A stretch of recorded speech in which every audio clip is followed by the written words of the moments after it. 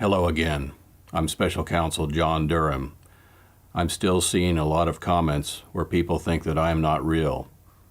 A lot of focus on the fact that there are only 6 known images on the internet in existence, and no video until of recent.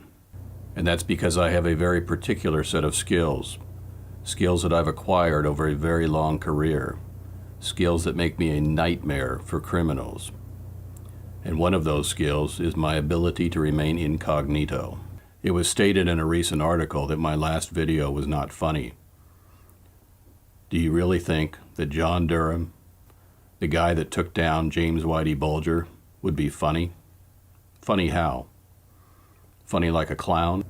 Am I here to amuse you, Noah? Well, look, you'll see more of me soon, because heads are about to roll. I pulled that video off of this site, the .win. John Durham video breaks silence. We are now in control. The point is not to consider whether the character in that video is real, but to get your subconscious minds prepared for the possibility of really seeing him on video at some point. Previously, I did a video titled John Durham Jr. Revealed, Father and Son Team Up to Break Up Spygate 2016. It covered the theme of a brilliant setup by Jeff Sessions, the 2017-2018 Attorney General, to creatively use a father-son duo who each had the same name in the most important investigation of that period, which was the investigation of the investigators trying to frame then President Donald Trump as one who received electioneering help by the Russians. This was in coverage of Michael Ray Corey's brilliant Twitter thread, since deleted, that elegantly drew all of these coincidental connections between father and son Durham to possibly suggest that they may have been working together. So for this video, which you're watching, I would like to discuss some specific highlights from this older December 23rd video. In a separate video, I'll also focus on just one particular topic of this video. So first is a comment on William Barr's letter. So I think Michael Corey may have focused on a particular awkward aspect of this letter that I did not mention in the last video that would possibly suggest some sort of deceptive verbiage used to conceal a second John Durham. There is this last sentence of the first paragraph. In advance of the presidential election, I decided to appoint Mr. Durham as a special counsel to provide him and his team with the awareness that they could complete their work without regard to the outcome of the election. In advance of the presidential election, I decided to appoint Mr. Durham as a special counsel to provide him and his team with the assurance that they can complete their work without regard to the outcome of the election. And then this follows with, accordingly, on October 19, 2020, I appointed Mr. Durham with the powers and authority of the special counsel under the regulations of the Department of Justice. So in this paragraph, he says he decides to appoint Mr. Durham. And then in this paragraph, he says, I appointed Mr. Durham. So there's an implication that an action may have actually occurred in this paragraph where he said, I decided to appoint. Maybe an appointment really did occur. And we're talking about the father Durham. But I think this supposition was under the assumption that William Barr is a good guy or white hat. So as an update, June 28, 2021, CNN has a political writer for a new book called The Betrayer directly quote William Barr. Here's a direct quote. If there was evidence of fraud, I had no motive to suppress it, but my suspicion all the way long was that there was nothing there. It was all bullshit. So again, this is allegedly a direct quote from William Barr after the fact, suggesting that he's really not in Trump's pocket. No fraud per Barr. I just want to emphasize again this reason why John Durham is considered special.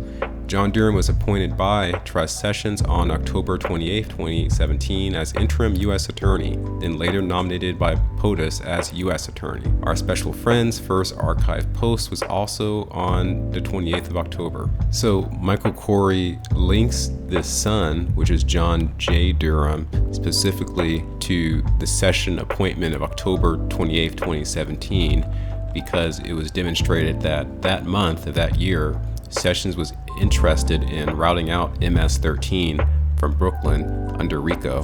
And it was noted that the son, unlike the father, was working for the Eastern District at its Brooklyn office in 2005. So all the 17 patriots were focusing on father, but kind of like forgetting about the son. Or not really forgetting, it's simply not knowing he existed. And as I mentioned in this previous video, the prosecution of FBI lawyer Kevin Clinesmith by John J. Durham the son directly links Durham the son to the 2016 investigation, specifically the later DOJ review of how the original 2016 investigation against Trump's alleged Russian collusion may have been unlawfully implemented. Another question that I had was with regards to this Richard P. Donoghue, the U.S. attorney for Eastern District of New York. Is he a secret patriot? So we have this update from August 7, 2021. Unlikely hero may have saved the Republic, now he's a star witness against Trump.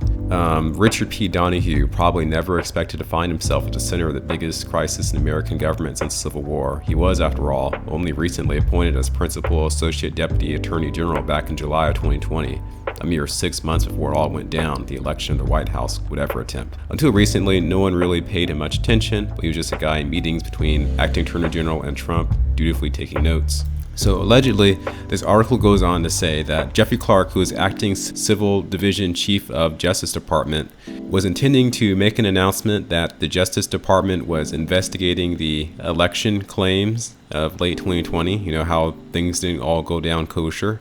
But allegedly, Donoghue canceled the news conference where Clark was going to make that announcement. Like, had there been an official news conference with the DOJ saying that something went down with the election that we have to investigate, that probably could have changed the course of everything. And Richard P. Donoghue, at least per this article, which is like probably a liberal biased treatise trying to find a way to praise the Benedict Arnolds of the Trump administration. Also, Clark was going to draft a letter, get sent to the Georgia legislature, essentially informing that there were significant concerns regarding the legitimacy of the Georgia election results, and that would require a Donoghue signature. However, Donoghue refused. He wrote in response, "There is no chance I would sign this letter or anything remotely like this." So the strength of this refusal sort of suggests that Donoghue had a very firm position on the notion of election integrity for 2020, and he was not going to yield from that notion. That would seem to cast doubt on the notion of Richard Donoghue being the secret pro-America actor working on behalf of Sessions and John Durham. In other more recent news, we have Congressman Devin Nunes becoming perturbed by the potential for disruption of the Durham report. In this case, it's going to be through the new Attorney General Garland, who Nunes suspects is going to bury the Durham report, not allowing it to see the public eye.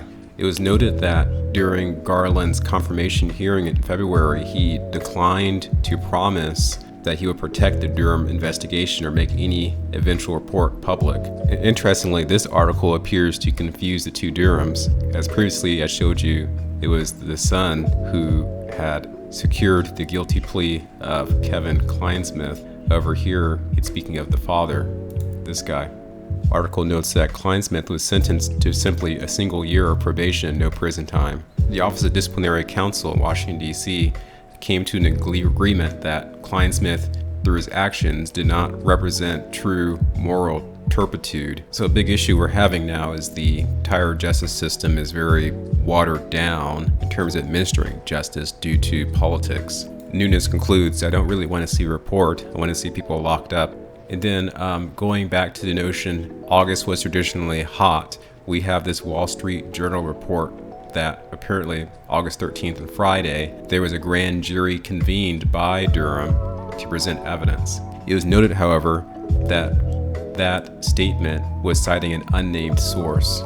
So it is possible that's a prevarication, there's no grand jury. Given everything I've seen, I choose to believe that there really was a grand jury convened middle of last month. Thinking about the time it takes to reach a verdict, I would expect a charging instrument to appear in the public sphere likely next week or next few weeks.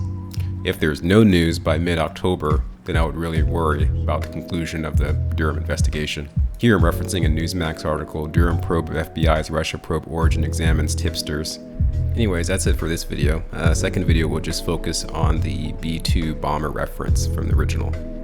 Bye now.